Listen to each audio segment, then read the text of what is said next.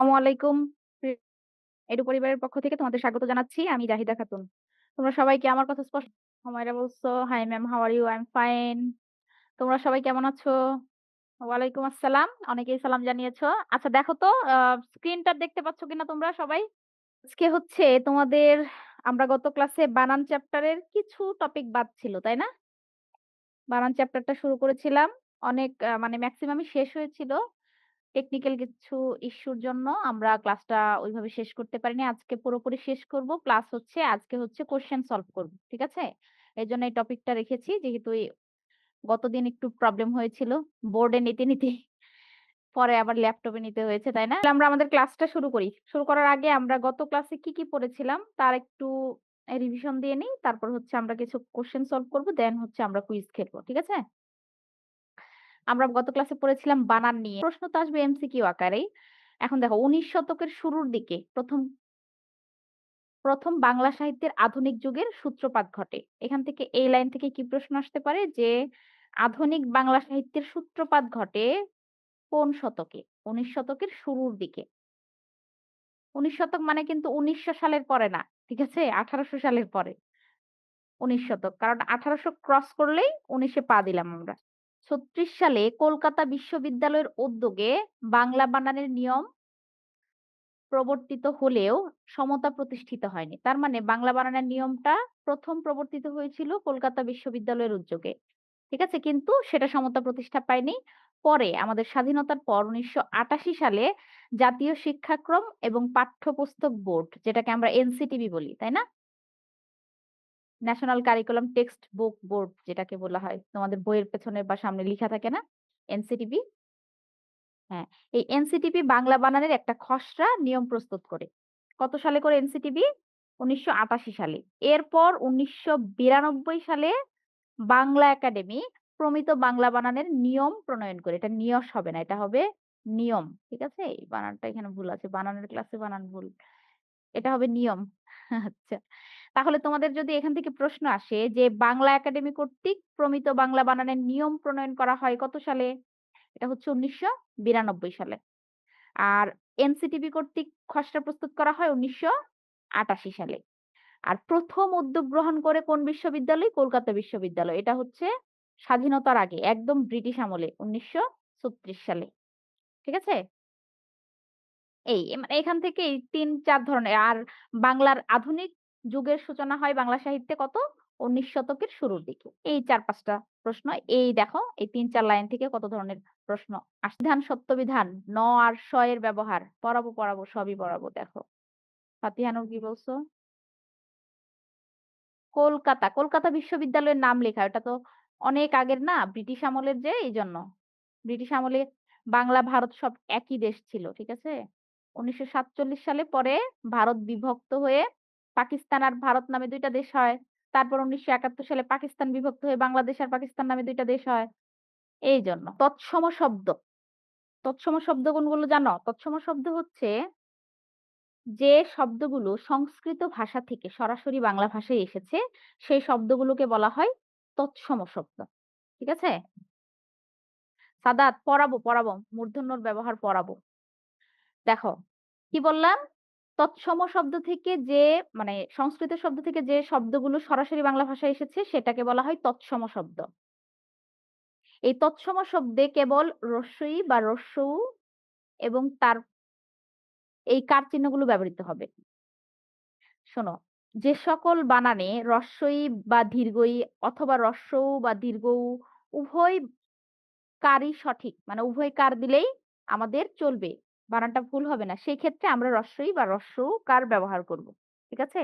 মানে ২ টা দিলেই সঠিক হবে। যেমন এই যে পদবী বানান হ্রস্ব ইকার দিলেও হবে, দীর্ঘ ইকার দিলেই হবে। ২ টাই সঠিক। পল্লী বানান, হ্যাঁ? ভঙ্গি বানান, মঞ্জুরি, শ্রেণী বানান হ্রস্ব ইকার, দীর্ঘ ইকার উভয়টা দিয়েই লেখা যাবে। কোনটাই ভুল না। তবে হ্রস্ব ইকার দিয়ে লেখাটাই উত্তম। এটাই বোঝানো হয়েছে। আর দীর্ঘ ই এর ব্যবহার কোনগুলো? স্ত্রীবাচক শব্দে। স্ত্রীবাচক শব্দগুলোকে সাধারণত দীর্ঘ ইকার ব্যবহৃত হয়। স্ত্রীবাচক তো আমরা বুঝি, তাই না? স্ত্রীলিঙ্গ যেগুলো, মেয়েদের বোঝাবে আরকি। অভিনেত্রী, কর্ত্রী, কল্যাণী, কিশোরী এগুলো পড়ে নিতে বলেছিলাম। এগুলো কিন্তু গত ক্লাসে আমরা আলোচনা করেছি। এগুলো আমরা আজকে এত বেশি আলোচনা করব না। ঠিক আছে? এগুলো সবাই কি পড়ে নিয়েছিলে? তোমাদের তো লেকচার শিট আকারে দেওয়া হয়েছে এগুলো স্লাইড গুলো। সবাই কি পড়েছিলে? আজকে কিন্তু আমি জাস্ট একটু মানে পুরাতন পড়াগুলো একটু রিভিশন দিয়ে কোয়েশ্চেন সলভ এ যাবো। কোয়েশ্চেন গুলো কিন্তু পেতে হবে। আচ্ছা আরিশা মাত্র জয়েন করলে কেন? টাইমলি জয়েন করবে, ঠিক আছে? ৭ টায় ক্লাস, একদম ৭ টায় জয়েন করতে হবে। সাদাত, সাদ না কে এটা? সাদ বারবার একই কমেন্ট করতেছে। আমি পড়াবো তো বলছি। মূর্ধন্য এর নিয়ম পড়াবো, নত্যবিধান, সত্যবিধান পড়াবো। আচ্ছা।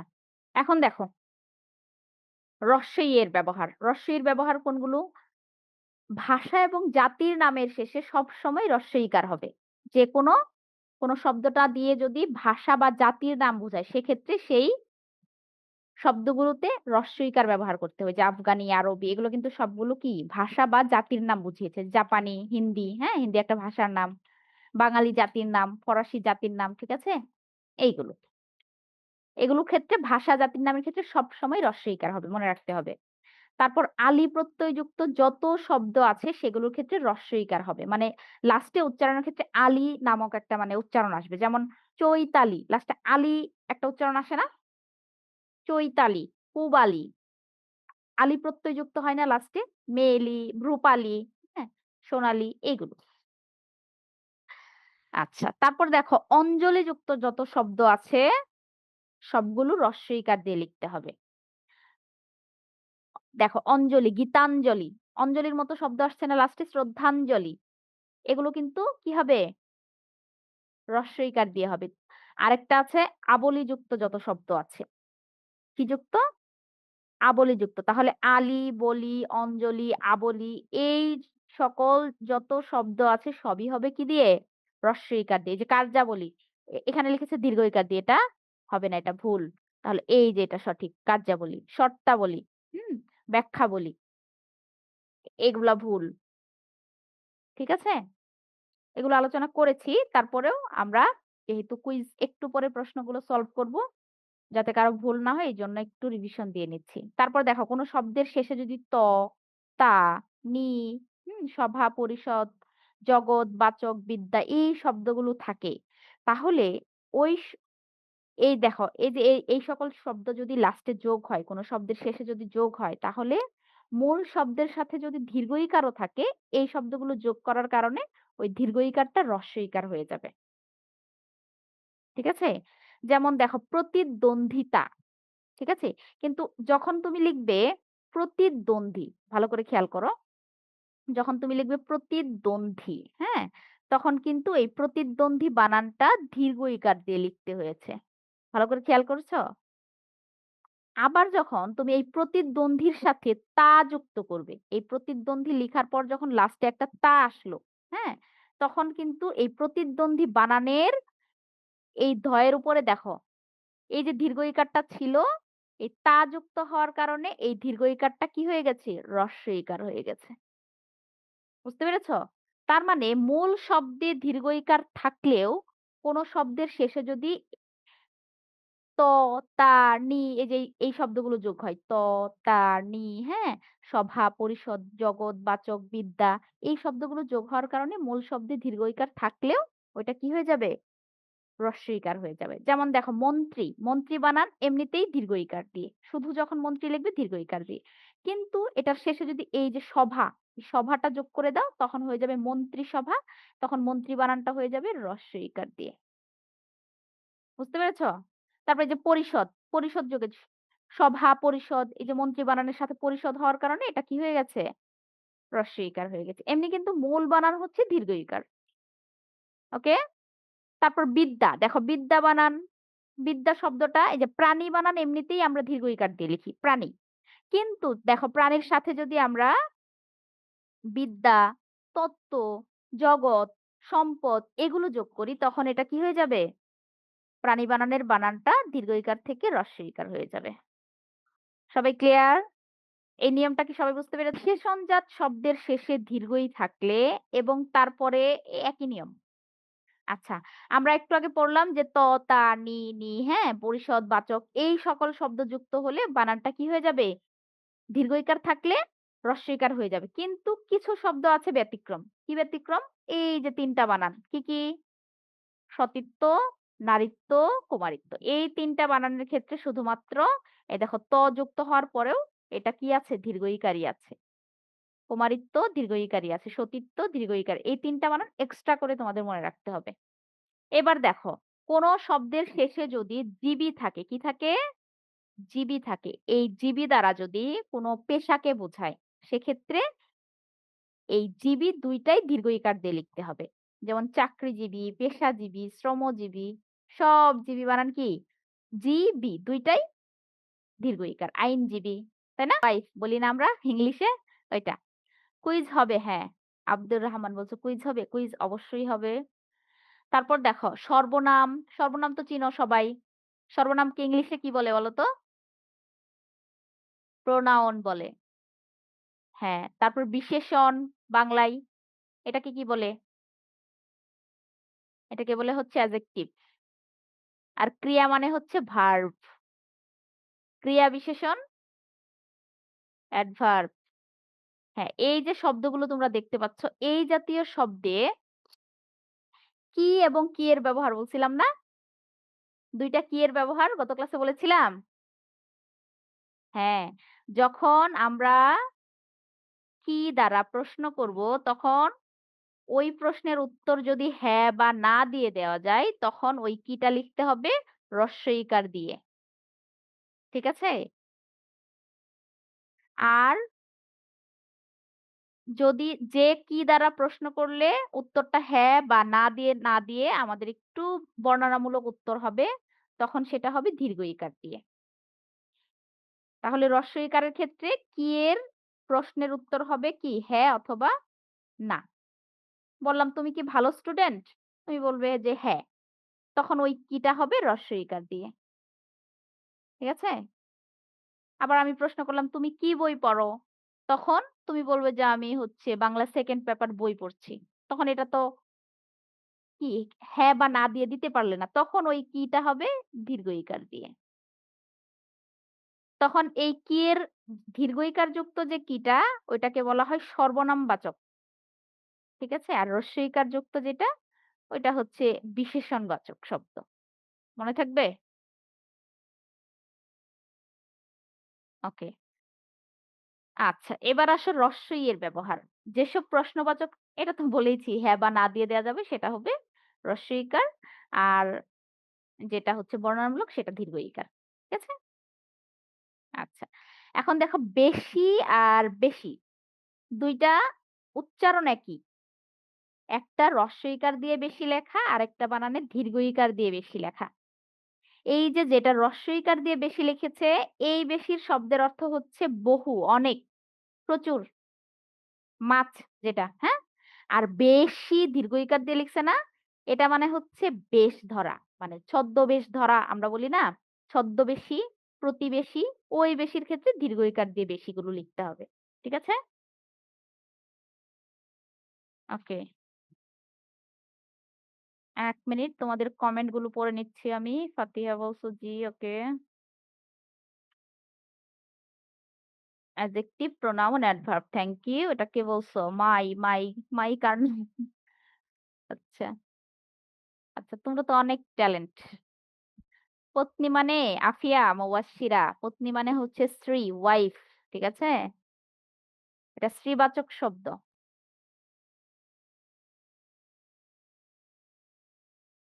হ্যাঁ, আফনান, আমি কিন্তু গত ক্লাসটা রিক্যাপ করে তারপরই এমসিকিউ এ যাব।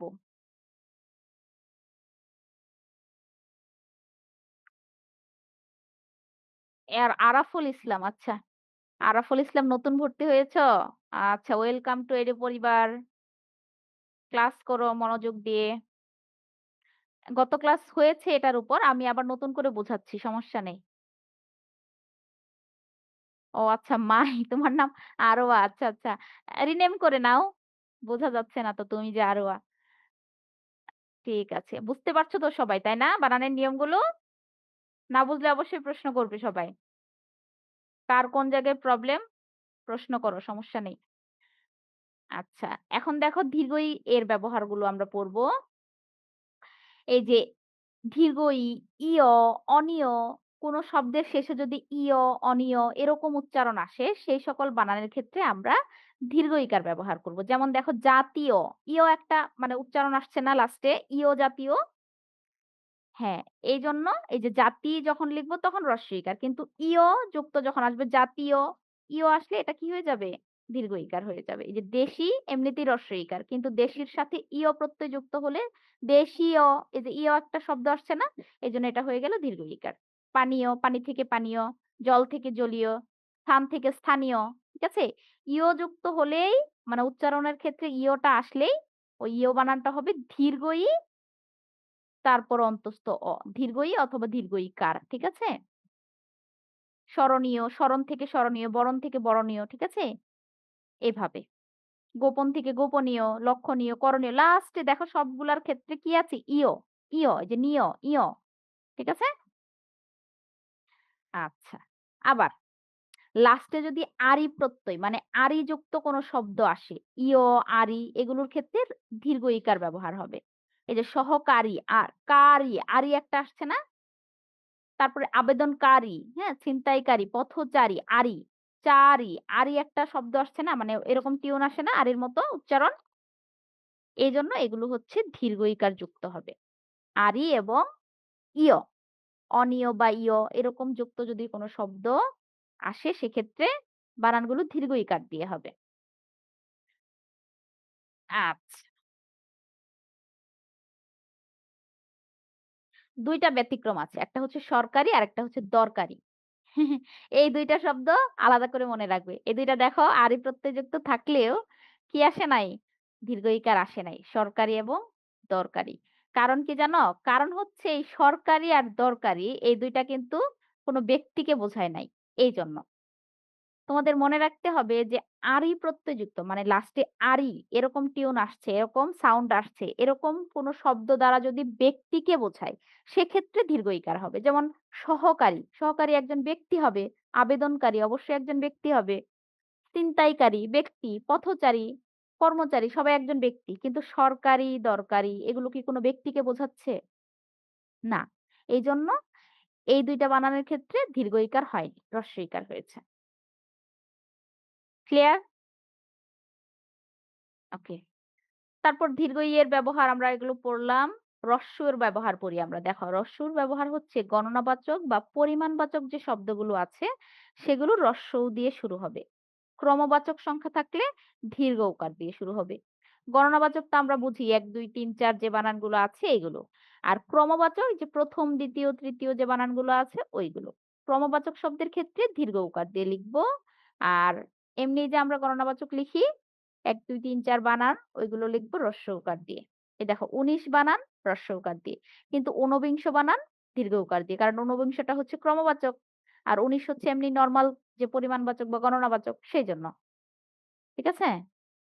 ওকে। এবার আসো দু কখন উকার দিয়ে লিখবো আর কখন দীর্ঘ উকার দিয়ে লিখবো। এই দু। ঠিক আছে? এই দু দ্বারা যদি দূরত্ব বোঝাই সেক্ষেত্রে এটা হবে দীর্ঘ উকার দিয়ে। আর দূরত্ব না বোঝালে উকার দিয়ে। যেমন দুরাবস্থা এটা দিয়ে কি দূরত্ব বুঝিয়েছে? না। এজন্য এগুলো উকার দিয়ে হয়েছে। দুর্নাম, দুর্ভোগ এই যে শব্দগুলো আছে একটা দিয়েও কিন্তু কি বোঝায় নাই?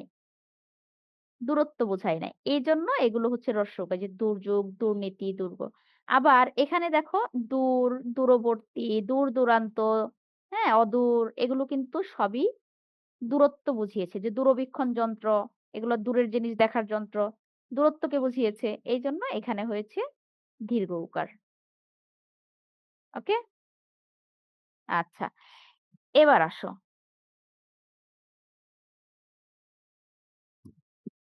ভূমি বা মাটি। ভূ দ্বারা যদি মাটিকে বোঝাই তাহলে দীর্ঘ উকার হবে। আর ভূ দ্বারা যদি মাটিকে না বুঝিয়ে অন্য মানে অন্য কোনো নামকে বোঝায় সেক্ষেত্রে উকার দিয়ে ভূটা লিখতে হবে। যেমন ভূমি বানান মাটি বুঝিয়েছে। ভূমি মানে মাটি আমরা জানি। ভূগোল, ভূ ভূগোলের ভূ অর্থ কিন্তু মাটি। ঠিক আছে? ভূমিকম্প, আবার ভুবন, ত্রিভুজ এগুলো দ্বারা কিন্তু মাটিকে বোঝায় নাই। ঠিক আছে? এইজন্য এটা হয়েছে উকার দিয়ে। আচ্ছা। আর ওকারের ব্যবহার আনো এগুলো হচ্ছে আপার লেভেলের। এগুলোর ক্ষেত্রে তোমরা হচ্ছে শুধু বানানগুলো খেয়াল রাখবে। ঠিক আছে? এগুলোর এত নিয়ম মনে রাখার এই যে এই স্লাইডটা শুধু ও এর ব্যবহারের যে নিয়মগুলো সেগুলোর ক্ষেত্রে শুধু বানানগুলা খেয়াল রাখবে। নিয়ম মুখস্থ করার দরকার নেই। কারণ এগুলো এত নিয়ম তোমাদের মাথায় থাকবে না। আর এগুলো হচ্ছে তোমাদের বইয়ের বাইরের অতিরিক্ত কিছু নিয়ম আমি রেখেছি। তোমরা শুধু বানানগুলো খেয়াল রাখবে। বানানগুলো কিভাবে লেখা হয়েছে। আমি যদি বলি তোমার নাম কি? তুমি কি বানান ওটা কি মুখস্থ লিখতে হবে নাকি তুমি এমনিতেই পারো? এই যে লেখো বানান, লেখো বানান তুমি এমনিতেই পারো। তাই না? এগুলো মুখস্থ করতে হবে না। এগুলো এক্সট্রা আমি রেখেছি। এগুলো তোমাদের জন্য না পড়লেও চলবে এই স্লাইড। ঠিক আছে? বেশি গুরুত্বপূর্ণ না। এইটা আর হচ্ছে এইটা। এই ২ টা স্লাইড। এই ও এর ব্যবহার আর আর অনুস্বারের ব্যবহার। এই ২ টা স্লাইড তোমরা স্কিপ করলেও চলবে। তবে শুধু বানানগুলা পড়ে নিতে পারো। নিয়মগুলো বড় ক্লাসে উঠলে পড়ে পড়লে চলবে। ঠিক আছে? ওকে। এখন দেখো আ খ আর ক্ষিয় এর ব্যবহার। এই যে খিদে, খুর, খেপা এগুলো হচ্ছে ক্ষিয় দিয়ে বানান। ঠিক আছে? এগুলো কিন্তু খ দিয়েও লিখা যাবে। আচ্ছা। এখন আর অনুস্বারের ব্যবহার কোন বানানে এখানে শুধু বানানগুলো পড়বে। ঠিক আছে? এই যে গাং, ঢং, পালং এগুলো অনুস্বার দিয়ে লিখেছে। আবার বাঙালি, ভাঙা, রঙিন, রঙের এগুলো আবার দিয়ে লিখেছে। তারপর এই যে এই স্লাইডটা তোমাদের জন্য খুবই গুরুত্বপূর্ণ তালব্যস্যর ব্যবহার। ঠিক আছে? কখন তালব্যস্য হবে, কখন দন্তস্য হবে। এই স্লাইডটা তোমাদের জন্য গুরুত্বপূর্ণ। ভালো করে খেয়াল করো। দাঁড়াও ১ মিনিট তোমাদের কমেন্ট গুলো দেখে নেই। আফনান কি বলছো? হ্যাঁ, লেকচার শিট তো দেওয়া হয়েছে। ওকে,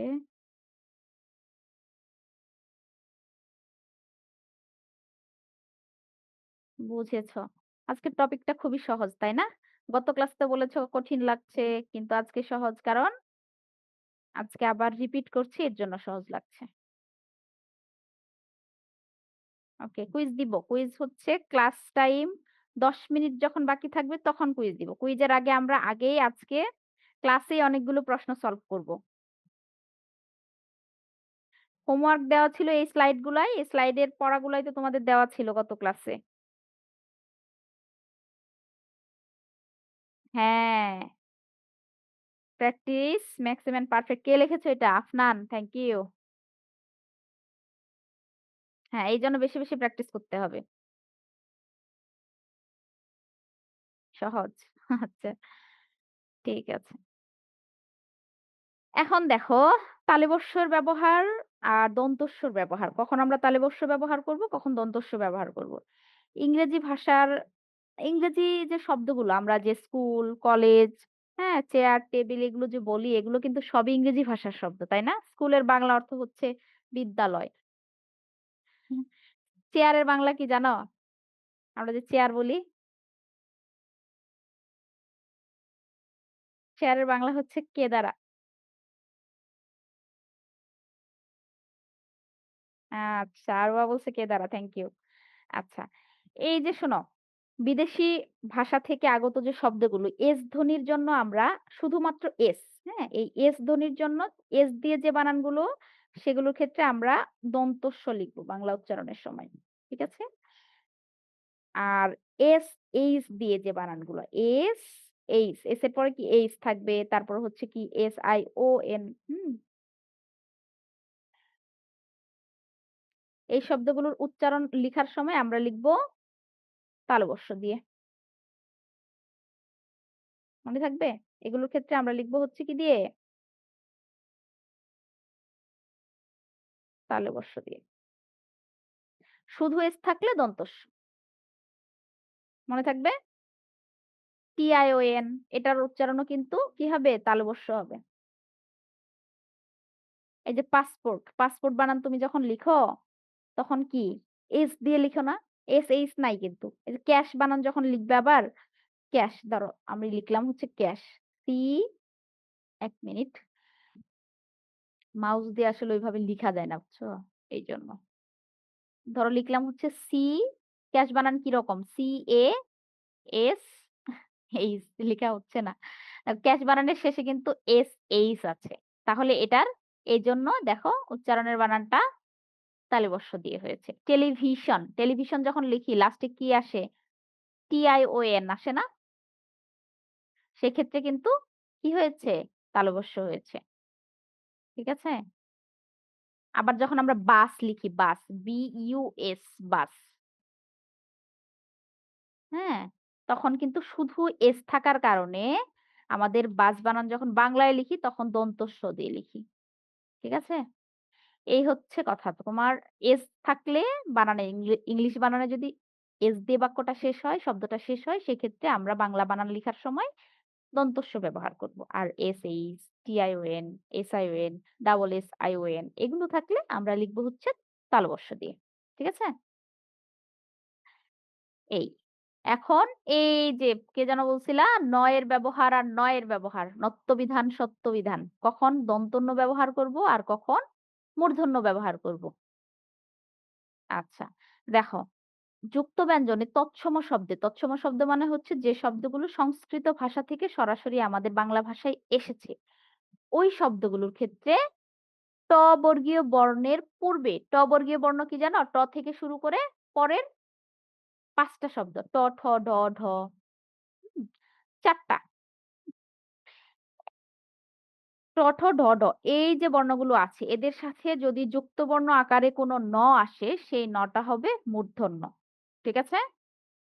ট, ঠ, ড, ঢ এদের সাথে যদি যুক্ত বর্ণ হিসাবে কোনো ন আসে সেই নটা হবে মূর্ধন্য। মনে থাকবে?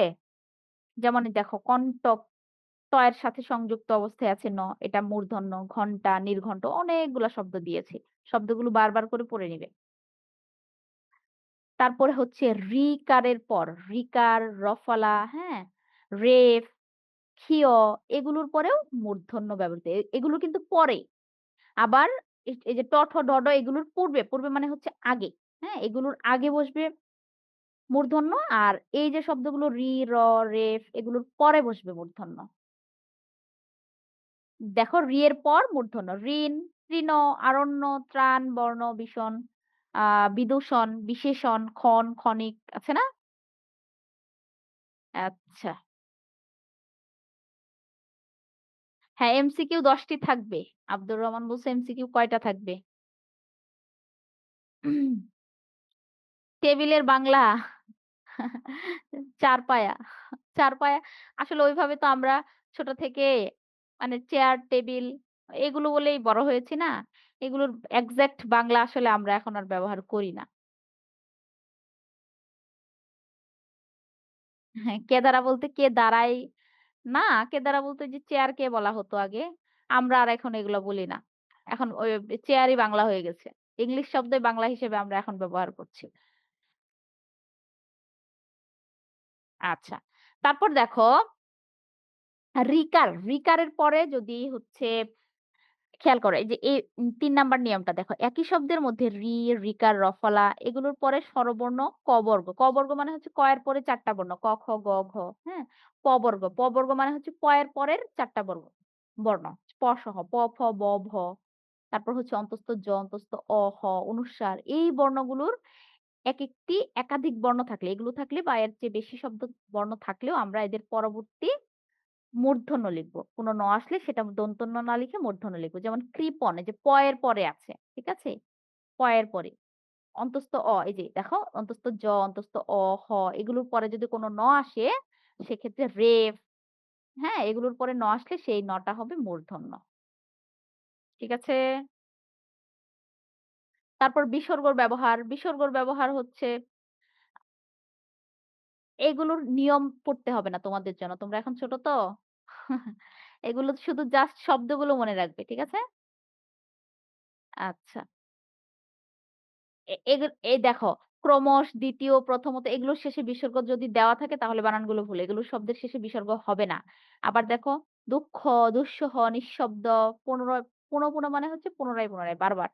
স্বতঃস্ফূর্ত এই বানানগুলোতে বিসর্গ আছে। এগুলো জাস্ট হচ্ছে শব্দগুলো করে নিবে। এরপর আসো মূর্ধন্য ষ এর ব্যবহার। এটাকে বলা হয় সত্যবিধান। একটু আগে পড়লাম মূর্ধন্য এর ব্যবহার। ওটা ছিল নত্যবিধান। আর মূর্ধন্য ষ এর ব্যবহার। দন্ত সর জায়গায় মূর্ধন্য বসবে যে সকল বানানে, যে নিয়মে, সেই নিয়মটাকে বলা হয় সত্যবিধান। ওই নত্যবিধানের যে নিয়ম, সত্যবিধানের ওই একই নিয়ম। ওইখানে পড়েছি যে রি, রিকার এগুলোর পরে মূর্ধন্য হয় দন্তন্যর জায়গায়। আর এখানে হবে ওই রি, রিকার ওই শব্দগুলো। ওগুলোর পরে যে জায়গায় দন্ত স হওয়ার কথা ছিল সে জায়গায় হবে মূর্ধন্য ষ। এই দেখো রির পরে যত স আসছে, রি বা রিকারের পরে সবগুলো কি হয়েছে? মূর্ধন্য ষ হয়েছে। তবে বিদেশি যে শব্দগুলো আছে সেগুলোর ক্ষেত্রে মূর্ধন্য ষ বা মূর্ধন্য কোনটারই ব্যবহার হবে না বিদেশি শব্দের বানানে। এটা মনে রাখতে হবে। আচ্ছা, আচ্ছা। এই যে এই ৩ নাম্বার নিয়মটা দেখো। স্বরেয় এবং সরায়া ছাড়া অন্য কোন স্বরবর্ণ যদি থাকে তাহলে সেক্ষেত্রে মূর্ধন্য ষ হয়। ঠিক আছে? আচ্ছা। ধরো আমি লিখলাম হচ্ছে পরিষ্কার। কি লিখবো? পরিষ্কার। এখন পরিষ্কার বানান লিখার ক্ষেত্রে দেখো, র এর পরে আমরা কি লিখেছি? মূর্ধন্য ষ লিখেছি। কারণ কি জানো? এই যে এই মূর্ধন্য ষ লিখার কারণ হচ্ছে তার আগের বর্ণে হ্রস্ব ইকার আছে এইজন্য। আর যদি হ্রস্ব ইকার ছাড়া অন্য কোনো কার থাকতো, হ্রস্ব ই বা দীর্ঘ ই, হ্রস্ব ইকার এবং হ্রস্ব উকার ছাড়া যদি অন্য কোনো কার থাকে তাহলে সেক্ষেত্রে বানানটা লিখতে হবে হ্রস্ব ইয়া দিয়ে তোমার দন্ত স দিয়ে। যেমন আমি লিখলাম হচ্ছে পুরস্কার। একটা হচ্ছে পরিষ্কার, একটা হচ্ছে পুরস্কার। হ্যাঁ? মাউস দিয়ে লিখা একটু টাফ। তারপরে লিখছি। দেখো পুরস্কার বানানে আমি দন্ত স লিখেছি। কারণ কি? কারণ হচ্ছে তার এই স এর আগের বর্ণে কোনো কি নেই? কার চিহ্ন নেই। হ্রস্ব উ বা হ্রস্ব ই এরকম কোনো কার নেই। এজন্য এটা হয়েছে দন্ত স দিয়ে। কিন্তু এই র এর সাথে যদি হ্রস্ব ই বা হ্রস্ব উ কার থাকতো সেটা হয়ে যেত মূর্ধন্য ষ। ঠিক আছে? এই যে পরিষ্কার বানানটা দিয়ে বোঝা যাচ্ছে। তাই না? ঠিক আছে। এই ছিল আমাদের বানানের নিয়ম। তোমাদের বইয়ের অতিরিক্ত আরো কিছু নিয়ম এখানে আমি এড করে রেখেছি তোমাদের আরেকটু বেশি জানার জন্য। ঠিক আছে? এখন বলো, এই যে টোটাল আলোচনা করলাম এর মধ্যে কার কোন জায়গায় প্রবলেম আছে? এটুকু আলোচনা করার পর আমাদের হাতে আরো ২০ মিনিট সময় আছে। ১০ মিনিট আমরা কোয়েশ্চেন সলভ করব এবং ১০ মিনিট কুইজ প্রশ্নগুলো আলোচনা করব। কুইজ দিবে তোমরা।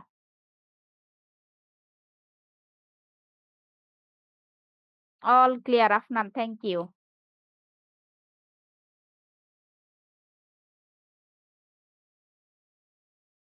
সব বুঝতে পেরেছ। ফাতিহা নূর।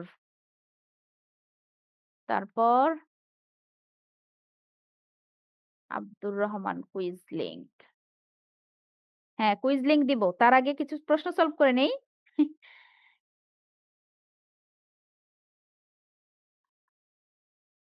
আচ্ছা, আচ্ছা। মুবাশশিরা বলছো কেন হয়? বুঝো নাই। ঠিক আছে, আবার বুঝাচ্ছি। হচ্ছে কি জানো? এস দিয়ে আমরা যে বানানগুলো লিখি না? যে ইংরেজি শব্দের বানানে যদি লাস্টে এফ থাকে, সরি এস থাকে, হ্যাঁ? শুধু এস থাকলে আমরা হচ্ছে দন্ত স ব্যবহার করব। আর লাস্টে যদি এইচ, হ্যাঁ? SION এগুলো থাকে তাহলে সেটা হচ্ছে তালব্য হবে। এটা বলছি।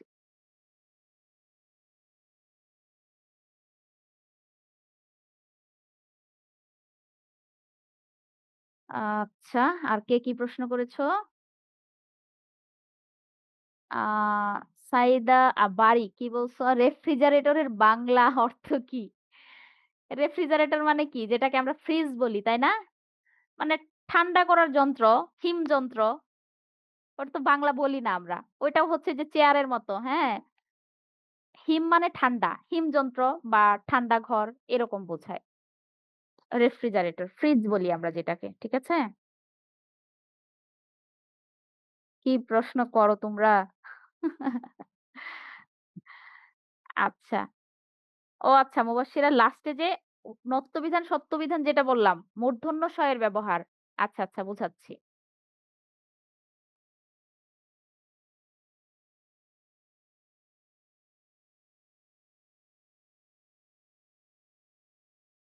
আওসাফ কি বলছো? পোলাপান।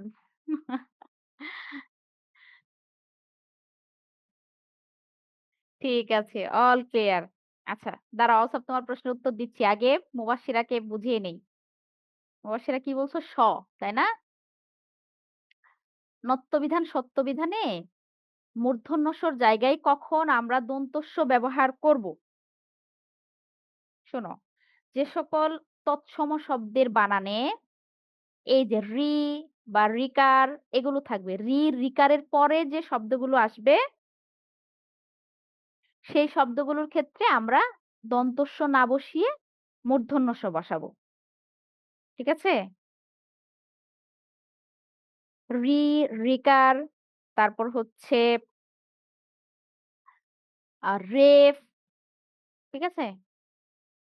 শিরা, যদি কোনো ষ এর আগের বর্ণে হ্রস্ব ইকার বা হ্রস্ব উকার যুক্ত শব্দ থাকে বা বর্ণ থাকে সেক্ষেত্রে আমরা মূর্ধন্য ষ ব্যবহার করব।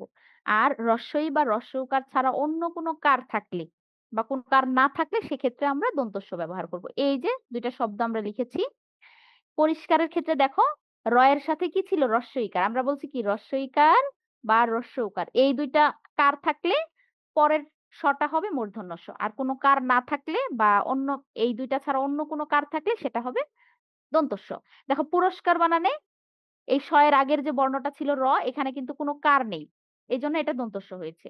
আবার এই যে পরিষ্কার বানানে স এর আগের যে বর্ণটা এটার সাথে হ্রস্ব ইকার আছে। এজন্য এটা হয়েছে মূর্ধন্য ষ। Clear? Okay, all clear. Thank you.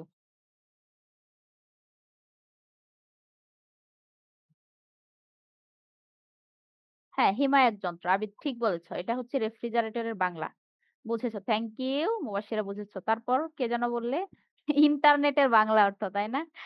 আচ্ছা, ইন্টার অর্থ কি বলো তো? ইন্টার মানে কি? ভেতর বা আন্তর মানে বা ভেতরের জিনিসকে বোঝায়। আর নেট মানে কি? জাল। তাই না? পুরা ফুল মিনিং কি হবে? পুরো অর্থটা হবে আন্তঃজাল। কিন্তু ইন্টারনেটকে আমরা ইন্টারনেট হিসাবেই ব্যবহার করি। আন্তঃজাল কেউ বলে না। ঠিক আছে? এটা নেট বা জালের মতো পুরো পৃথিবী জুড়ে আছে না ইন্টারনেটটা? এইজন্য বলা হয় এটাকে আন্তঃজাল বা ইন্টারনেট। এই আজগুবি, আজগুবি প্রশ্ন কোথা থেকে বের করো তোমরা? ভেতরের জাল বা আন্তঃজাল। আচ্ছা। মুবাশশিরা বলছে ভেতরের জাল। আচ্ছা, চলো আমরা আফনান কি বলছো? Move on, question solve. চলো আমরা কোয়েশ্চেন সলভ এ যাই। হ্যাঁ? এগুলো আমরা পড়ে নিব এখন। পড়ার পর হচ্ছে কুইজ যে থাকবে ওইখানে তো আনসার ছাড়া। ওইগুলো আমরা যার মতো করে আনসার করব। দেখব যে কে কত মার্ক পাচ্ছে। ঠিক আছে? এটা হচ্ছে প্র্যাকটিসের জন্য রেখেছি উত্তর সহ তোমাদের দেখার জন্য, বোঝার জন্য। ঠিক আছে? দেখো বানান বলতে কি বোঝায়? বর্ণন, বর্ণিল, বিশ্লেষণ নাকি বর্ণনা করা। বানান মানে হচ্ছে কোন নিয়মকে বর্ণনা করা। ঠিক আছে? আর পরিপূর্ণভাবে ধ্বনি অনুযায়ী কোন নিয়ম বিশ্বের কোন ভাষায় নেই। সেটা হচ্ছে বানান লেখার নিয়ম। কিসের নিয়ম নেই? বানান লেখার কোন নিয়ম নেই। এটা বলছে। পরিপূর্ণভাবে একদম ধ্বনি অনুযায়ী ওইভাবে নেই, একুরেট ভাবে নেই। কিছু নিয়ম আছে যেগুলো আমরা পড়লাম কিন্তু একদম পরিপূর্ণভাবে কোন নিয়ম নেই।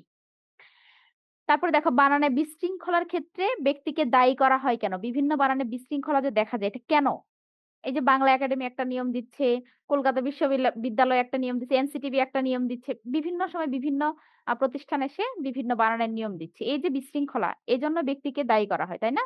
নিজের মতো করে বানান ব্যবহার করে বলে। এই যে বড় ঘ নাম্বার উত্তর হবে। এটা আমরা জাস্ট একটু পড়ে নেওয়ার জন্য ৫ মিনিটের জন্য দেখে নিচ্ছি। এরপর হচ্ছে আমরা কুইজ কুইজ গুলো আনসার করব। দেখো, বানানের নিয়ম উদ্ভাবনের প্রেরণা এসেছে কোথা থেকে? এটা এসেছে হচ্ছে মূল উচ্চারণ এবং ধ্বনি ব্যবস্থা অনুসারে। ঠিক আছে? ধ্বনির সঠিক ব্যবহার যাতে আমরা করতে পারি সেখান থেকে।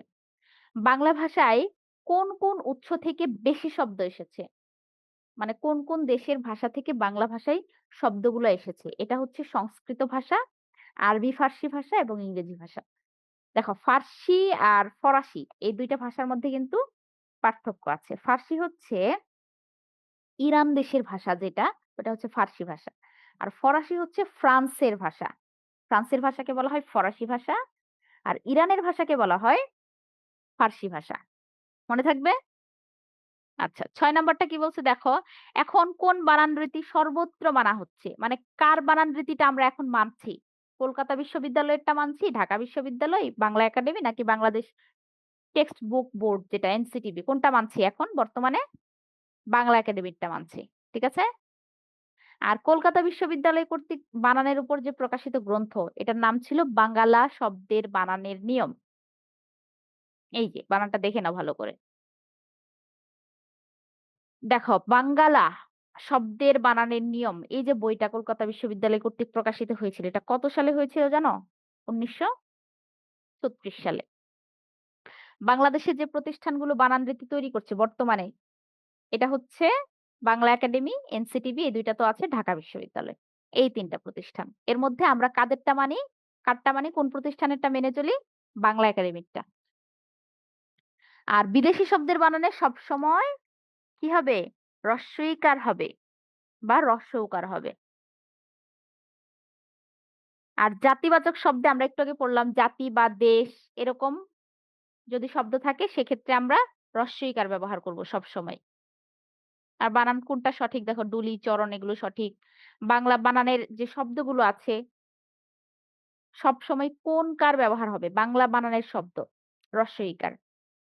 এই যে এস এরটা দেখো, এই যে এস এর নিয়মটা যে পড়ালাম তোমাদের এখানে আসছে। যে এস এর উচ্চারণ যদি দন্ত স, সেখানে এস এর জন্য হবে দন্ত স। মানে স, শুধু এস থাকলে দন্ত স হবে। আর এস এইচ থাকলে তাহলে ওস্য হবে। আচ্ছা, সংস্কৃত শব্দের র এর পরে, র এর পরে কি হবে? র, রিকার এগুলোর পরে মূর্ধন্য হবে। আর বাংলা শব্দের ক্ষেত্রে শোনো, সংস্কৃত শব্দে নত্যবিধান, সত্যবিধান যে ন এর ব্যবহার, মূর্ধন্য ষ এর ব্যবহার বললাম, এগুলো হচ্ছে সংস্কৃত শব্দে। কিন্তু বাংলা শব্দে র এর পরে বসে মু দন্তন্য হবে। তখন কিন্তু বাংলা শব্দের ক্ষেত্রে মূর্ধন্যের ব্যবহার হবে না। ওকে? এবার ঝটপট কুইজের আনসার গুলো দিয়ে ফেলো। আমি চ্যাট বক্সে দিয়ে দিচ্ছি। হ্যাঁ, আফনান দেখবো। কত পেয়েছো? 10 আউট অফ 10। Thank you. কেন দেখাবে না কেন? আনসার সাবমিট করার পর তো ভিউ স্কোর। আর তুমি ভিউ স্কোরে ক্লিক করো, দেখো তোমার মার্ক দেখাবে। 8 পেয়েছো কে? জান্নাতুন নাইম। আরো ভালো করতে হবে। লেট ইসমাইল, রেকর্ড ক্লাস দেখে নিবে। লেট করলে হবে বলো? আওসাফ কত পেয়েছো? আওসা এটা কে? মুবাশশিরা হলো এটা? হলো না। আওসাফ 8। আচ্ছা 10 পাচ্ছ না কেন তোমরা? হ্যাঁ, ওয়াকিল 8। আচ্ছা 8 যারা পেয়েছো তাদেরকেও ধন্যবাদ।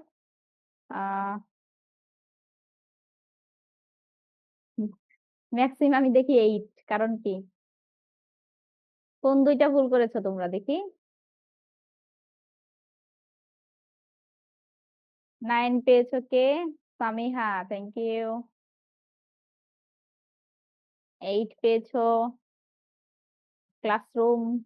ক্লাসরুম রিনেম করে না, তোমাদের নামগুলো লিখবে, ঠিক আছে? Abida, Abida thank you. 10 পেয়েছো। আর 7 পেয়েছো। 7 পেয়েছো, তোমার নাম নেই, ফোনের নাম নিলাম না। 10 আউট অফ 10 কে এটা? লিটন রায়। আচ্ছা, সব প্রশ্নের উত্তর নেক্সট ক্লাসে বোঝাবো, আজকে আর সময় নেই। ঠিক আছে? 10 পেয়েছো। আরোয়া থ্যাংক ইউ। আউসাফ, আউসাফ বলছে, আউসাফ হোমওয়ার্ক হচ্ছে এই বানান চ্যাপ্টারের উপরে যত এমসিকিউ আছে তোমাদের গাইড বই বলো বা আদার্স কোনো বই থাকলে সেখান থেকে অতিরিক্ত প্র্যাকটিস করে নিবে। এটাই হোমওয়ার্ক। ঠিক আছে? 7 পেয়েছো। নাইরা, রায়ান, রায়ান কত পেয়েছো? 8। Thank you. আপনার কি বলছে? আচ্ছা ওয়ালাইকুম আসসালাম। ঠিক আছে,